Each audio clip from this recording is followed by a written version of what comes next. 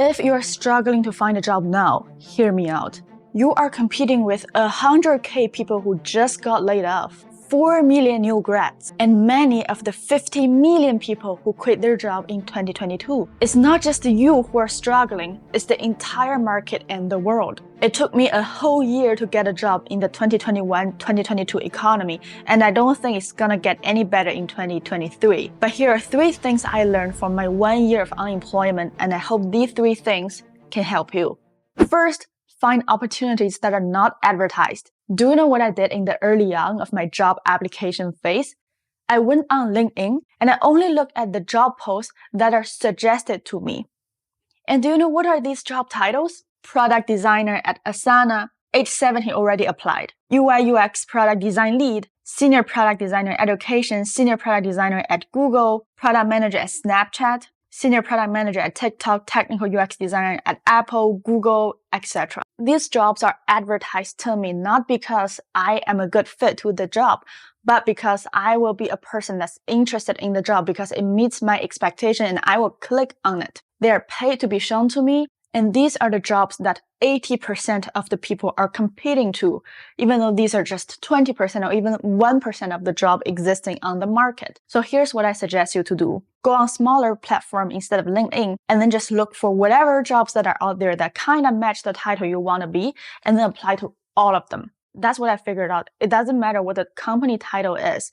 As long as you are hooked up with the recruiter behind a role, you are going to have way more resources. And sometimes staffing agencies can help you to find contractor roles that exist during time like this, but doesn't exist on LinkedIn. Networking also helps a lot in a time like this, and I've recommended so many times, you shall read Never Eat Alone by Cass Ferrazzi if you feel like you don't know how to network. The second thing I learned is improve on yourself, but don't try to perfect yourself. Let me tell you a stupid story of mine. So when I was trying to become a UX designer, I actually had a few client projects on hand, but I just didn't think they are good enough because client projects are never perfect and I feel like I can design something better. So instead of showing these client projects on my portfolio, I went ahead, did 3 more personal projects on my own, and then totally made over my portfolio with my personal projects. And do you know how stupid that is? If you are not a UX designer, I'll give you an analogy. It's as stupid as trying to drive around a new city without using navigation app. And I did that because I want to appear to be perfect. I feel like personal project, I have full control, so I can make it perfect. Did I make it perfect? Of course not. My skill is not matched to my level of expectation. So don't try to perfect yourself. Instead, just try to improve yourself. As long as you're improving, that's good enough. We all have super high level of expectations, and we are all perfectionists these days because we grew up with internet and social media that show us how perfect the world looks, even though it's not. And you are not. So here are things that you can do to improve yourself. Take an online course. I took 4 online courses: UX design, project management, data analysis, and accounting during my 1 year of unemployment. And I ended up using all of those. You can also try to create opportunities for yourself. For example, I started my YouTube channel when I was unemployed, and I made myself a job. Being a YouTuber is a job, and this job doesn't require any company to actually hire me to do. You can also find a sketchier version of your dream job, like an internship or a smaller client project, but a real-world project you can do that can lead to your dream job. For me, I worked with a mortgage company to redesign their website as a contract part-time role that leads to my full-time role at eBay.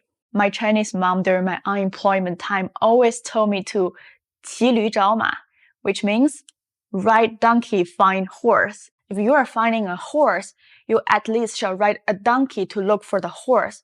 Don't just walk to chase the horse. And third, emotionally detach from rejection.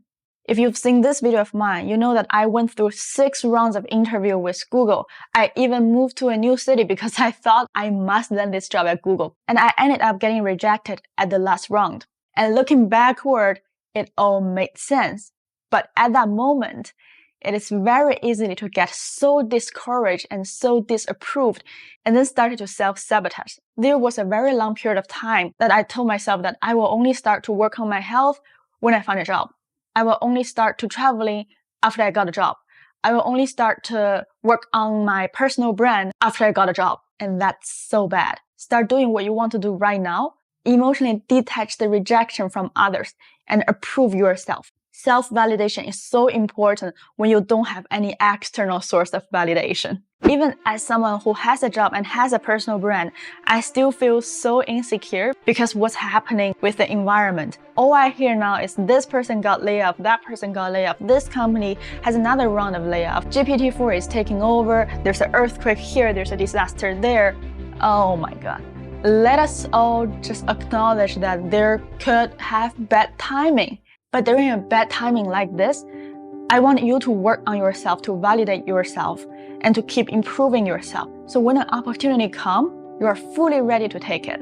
And if you like this video, you shall subscribe to my channel and also check out this video of mine that talked about how I built my personal brand during this 1 year of unemployment and what mindset that I used that really shifted my situation. I'm Aliana. I'll see you in this video. Peace.